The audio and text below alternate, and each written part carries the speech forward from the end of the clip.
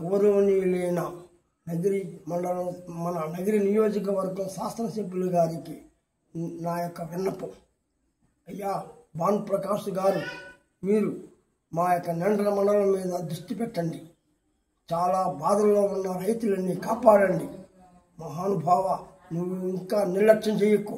ఇప్పటికే 1.5 సంవత్సరం పైగా మన ప్రభుత్వం వచ్చి ఇంతవరకు ఒక్కసారి అసెంబ్లీలో పెట్టినావే కానీ అసెంబ్లీలో స్పీకర్ దగ్గర మీ యొక్క విన్నపం ఒక్కసారే చూసాం. మేము కూడా టీవీలో చూస్తున్నాం. నువ్వు ఒక్కసారి ఈ యొక్క మూతపడిపోయిన షుగర్ ఫ్యాక్టరీ గురించి దీన్ని అసెంబ్లీలో నువ్వు గర్జించాలి, మాట్లాడి.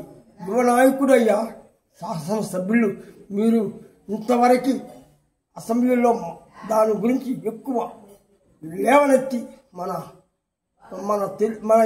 తెలుగుదేశం పార్టీ యువ నాయకుడైన లోకేష్ బాబు గారికి విన్నపించి, నీకు లోకేష్ బాబు చాలా సన్నిహితుడు.